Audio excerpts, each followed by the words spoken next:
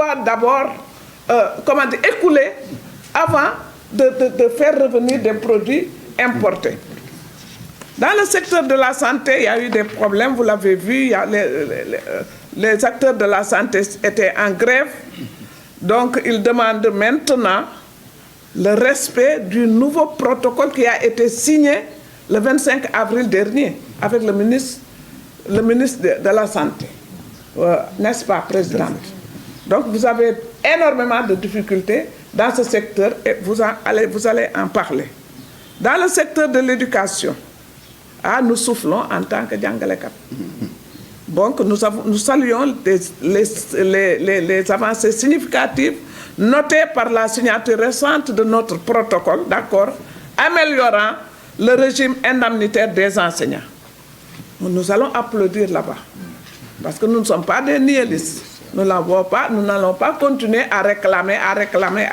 Mais nous signalons aussi qu'il y a des lenteurs administratives qui demeurent. Il y a beaucoup de lenteurs administratives au niveau de l'éducation. Dans le secteur de la sécurité, les agents de la sécurité exigent l'application intégrale de la nouvelle convention collective avec la création d'un comité national de suivi et d'évaluation. La convention existe, mais il faut un suivi et une évaluation, parce que quand même, les travailleurs en pâtissent. Dans le même ordre d'idée, ceux de l'université, c'est-à-dire les agents de sécurité au niveau des universités du Sénégal aussi, exigent le respect de l'arrêté 103-2000 du 15 décembre 2000 portant sur le statut du personnel administratif, technique et des services des universités. On les a changés, on a changé leur statut, ce que nous trouvons anormal. On les a mis maintenant sur la base de la convention commerciale, alors qu'ils n'y étaient pas. Donc les salaires ont baissé, les indemnités ont baissé, les avantages ont baissé. Donc nous avons dit non, niet. Donc il faut faire revenir ces travailleurs à la ancienne nouvelle convention. Ou bien l'application du nouveau décret. Les gardiens aussi. Dans beaucoup de sociétés agrémentées, dans ce domaine, les patrons ne respectent pas les conditions minimales pour le travailleur. Il n'y a pas de contrat, il y a l'absence de contrat, il n'y a pas de bulletin de salaire. Bon, il y a aussi sur le plan général des intérimaires dans le secteur du privé qui sont exploités. Ils n'ont ni couverture sociale, ni médicale. C'est très grave. Et ça, nous le dénonçons. Sur les institutions sociales, nous interpellons l'État à recommander un audit croisé, on l'a toujours dit, dans les deux institutions, c'est-à-dire l'IPRES et la Caisse de sécurité sociale, afin de permettre à tous les travailleurs de pouvoir bénéficier sans difficulté aucune les services de ces deux institutions.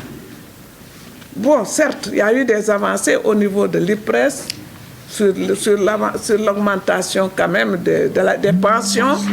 Donc nous voulons aussi l'étendre au niveau du FNR. Parce qu'il y a le privé, mais il y a aussi le secteur de la fonction publique.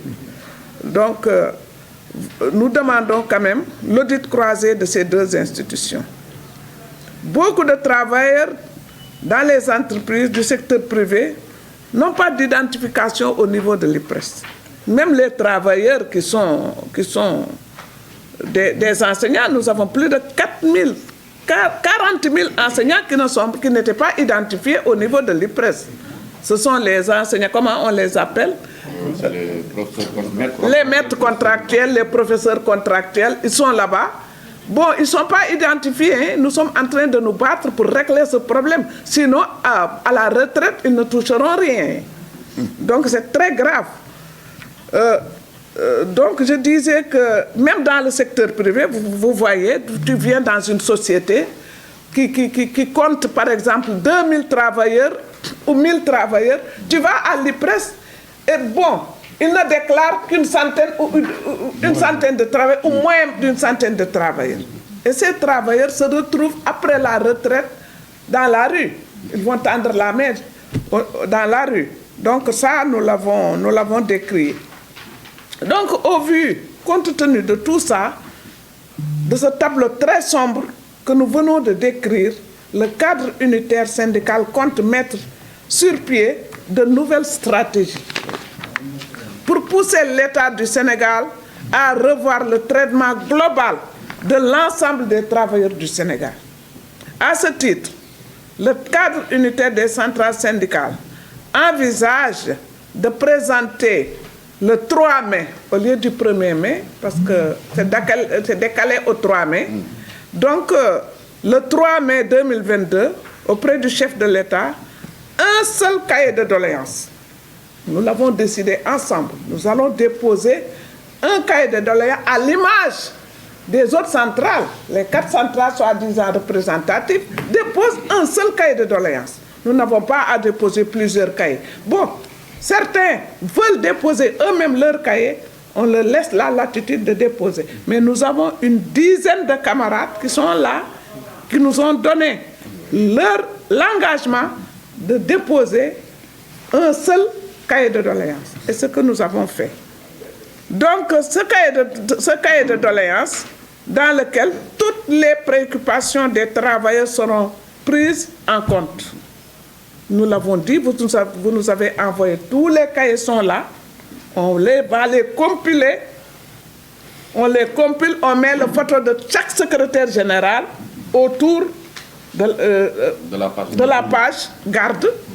Et là, nous allons déposer, nous allons remettre au président de la République. Chaque secrétaire général, avec son adjoint, prendra la photo. Pourquoi les gens veulent déposer seuls? Prendre une photo, c'est rien du tout. Nous, l'année dernière, nous l'avons fait. Oui. Chacun a pris sa photo avec le président. Donc, il faut qu'on soit ensemble. Il faut éviter quand même cette dispersion, parce que les gens vont mal l'interpréter, alors que nous sommes tous ensemble. Il y a des gens qui sont parmi nous, ils disent, eux, ils veulent déposer eux-mêmes leur cahier. Tant pis. Donc voilà, je vous remercie, c'est ça, c'est ce que je voulais dire. Tous ceux qui sont ici présents pour la conférence de presse. Je suis Ibrahim Nachirou, je suis le secrétaire général du CETRACA, le syndicat des travailleurs du négoce et commerce et négoce du Sénégal. Donc nous parlons dans le cadre du secteur privé, parce que nous avons remarqué que le secteur privé est en quelque sorte le parent pauvre au niveau des organisations syndicales, parce que pour la seule et simple raison, les conventions salariales sont des conventions obsolètes. C'est des conventions qui datent de 1958, des fois 1960. Ces conventions ne reflètent plus la réalité économique de ce pays. Et c'est ce qui fait qu'au niveau du secteur privé, les salaires sont toujours bas. Et les gens ont du mal à subvenir à leurs besoins. Les gens ont du mal à vivre décemment. Et cela dure depuis longtemps. C'est pourquoi nous tenons à attirer l'attention des autorités pour leur faire comprendre qu'elles ne doivent pas laisser le patronat faire ce qu'ils veulent. Les autorités doivent obliger le patronat à revoir le traitement salarial. Parce que les salaires au niveau de ce secteur ne font que baisser. Je suis le syndicat majoritaire au niveau des magasins Auchan. Et ce que nous remarquons là-bas, c'est que les salaires ne font que baisser. Ce n'est pas parce que la multinationale n'a pas respecté les textes. Au contraire, elle respecte les textes parce qu'elle se base sur la convention salariale. Mais cette convention salariale fait que les salaires ne peuvent pas représenter ce qu'ils devraient représenter pour une vie décente des travailleurs. Et ça, nous le dénonçons. Au niveau du secteur plastique, les entreprises de plastique qui font de la confection des sachets, là également, la coordinatrice a eu à rappeler cela. Il y a eu des lois qui ont été voté au niveau de l'Assemblée, interdisant les entreprises de plastique de fabriquer des sachets en bretelles. Malheureusement, ce qui se passe, c'est que ces entreprises ont été interdites de fabrication au moment où on permet à des commerçants d'en importer, comme ce n'est pas possible. Ils envahissent le marché, c'est comme ça que la société CIPS, qui a fermé ses portes, a eu ce problème, parce qu'au moment où on permettait des importations massives de cahiers venant de l'étranger au détriment de l'entreprise qui en fabriquait et distribuait au niveau de la sous-région. Donc c'est des choses que nous dénonçons avec la plus grande énergie. Il y a également le secteur du transport.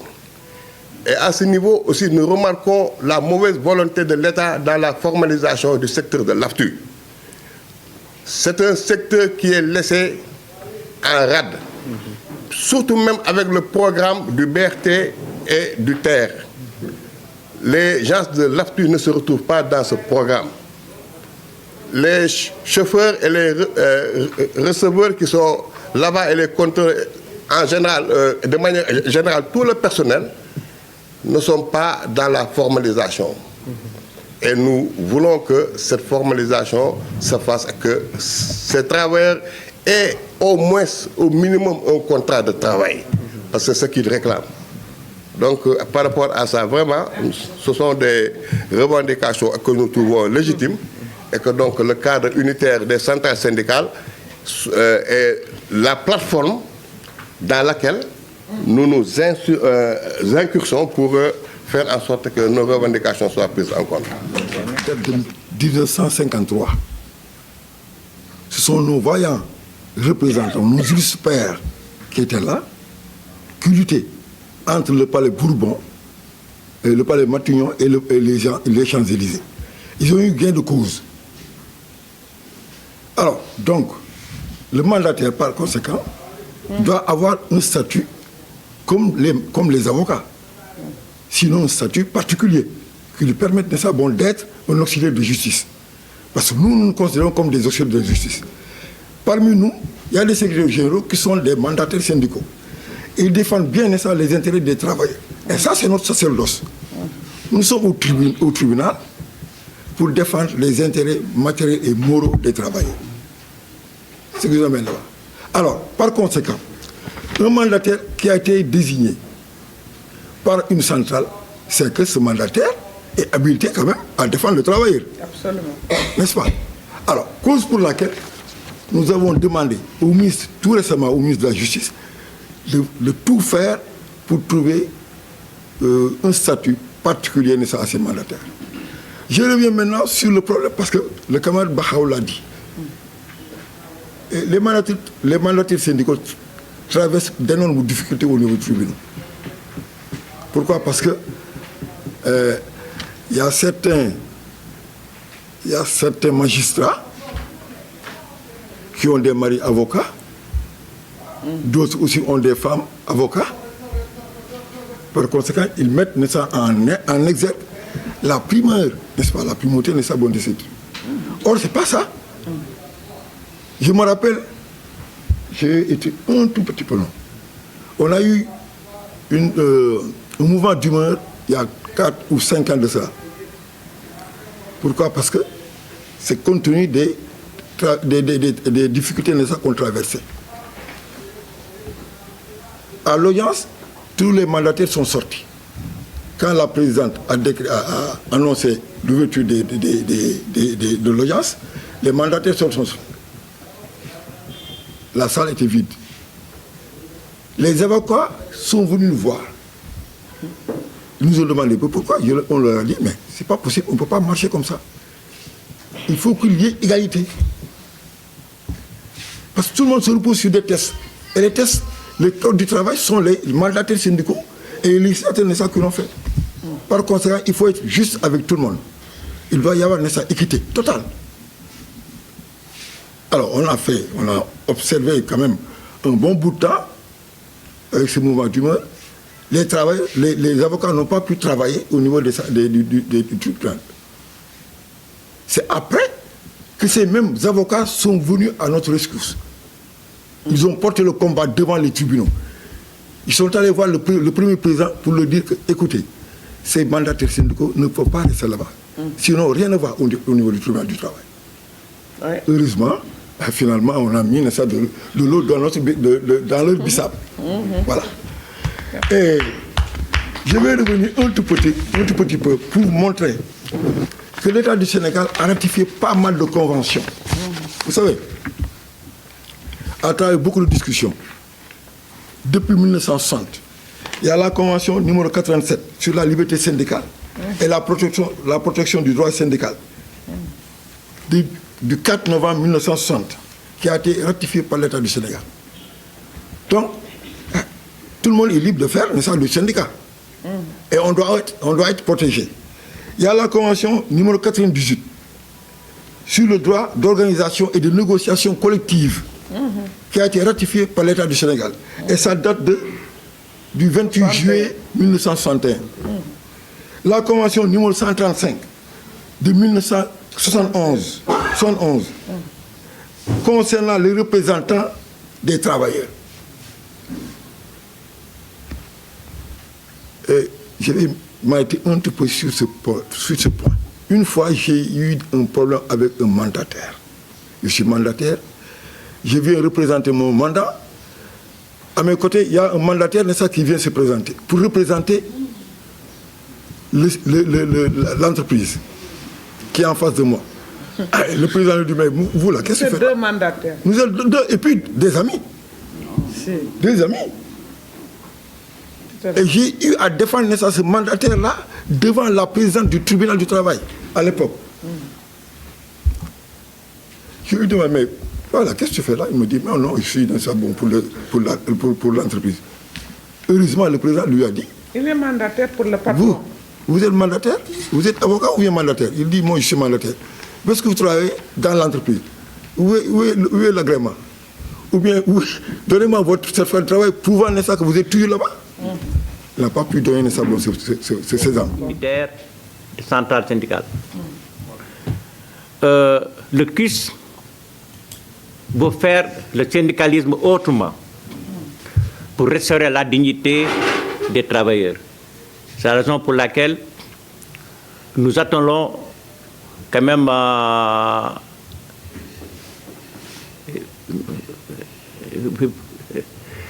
c'est la raison pour laquelle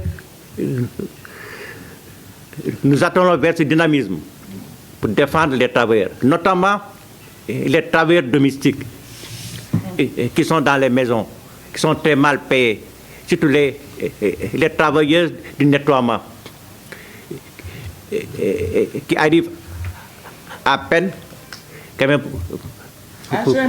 Oui. Bon, ces travailleurs sont très mal payés. C'est la même chose pour les gardiens dans les sociétés privées et dans les maisons des particuliers qui touchent à peine 60 000 francs.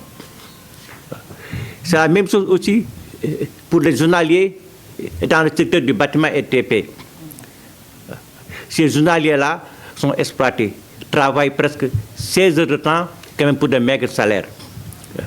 C'est la raison pour laquelle le CUS est là, pour faire le syndicalisme autrement, restaurer la dignité de l'ensemble des travailleurs, de l'ensemble des secteurs.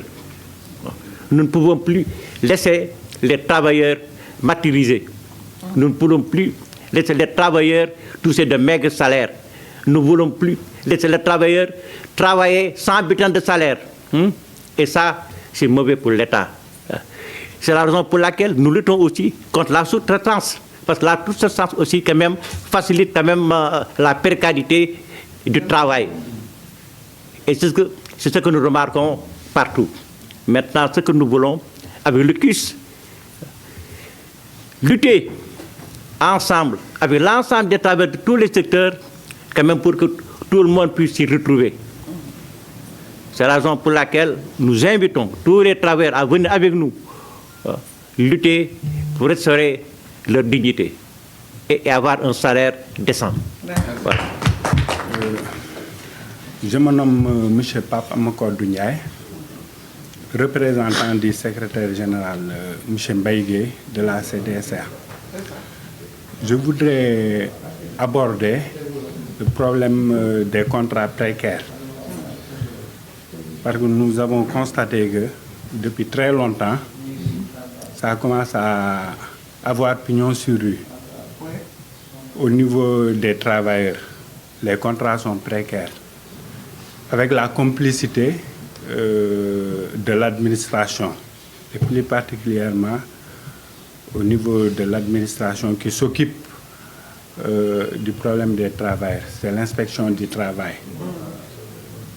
Parce que le problème des contrats précaires, nous avons noté dans plusieurs entreprises, ils ont trait à faire recours aux travailleurs temporaires, c'est-à-dire les contrats de prestation de services et les autres contrats précaires. Et ça n'avantage pas les travailleurs. Nous demandons à l'État de veiller sur ça. C'est ce que je voudrais dire par rapport aux contrats précaires. Et juste essayer de vous compléter par rapport à l'éducation. En fait, par rapport au protocole d'accord que nous avons signé avec le gouvernement, il y a juste que vous avez évoqué effectivement le volet financier, mais il y a le côté des agents de l'État décisionnaires, les enseignants décisionnaires qui posent problème. Aujourd'hui, c'est des enseignants qui sont recrutés comme les fonctionnaires, mais qui ont reçu leur diplôme, disons, disent-ils, dit l'État, après 35 ans. Et ils les considèrent comme des décisionnaires. Et à la retraite, eux, ils sont versés au niveau de l'IPRES. Et ça pose problème. Donc c'est ce problème-là qui reste et que l'État doit corriger. Il faut véritablement qu'il y ait effectivement un conformisme et que ces enseignants soient pris comme des fonctionnaires. Parce que ce n'est pas leur faute. Le plus souvent, c'est des gens qui ont eu leur examen avant 35 ans, mais qui sont vus à la pratique après 4 ans, 5 ans, même 6 ans même. Donc en réalité, ce retard-là n'est pas dû à eux. Donc pourquoi en fait eux, ils vont en subir les conséquences? Je pense que c'est le problème qu'il faut effectivement régler pour le moment, à part les lenteurs administratives qui restent, et disons, les problèmes liés aux actes, les actes de Dakar, de Ziguinchor, qui posent toujours problème et qui ne sont pas encore réglés. À part cela, vraiment, je pense que le gouvernement a fait un grand pas et que nous le félicitons sur ce point-là. C'est juste le complément que je voulais faire. Merci.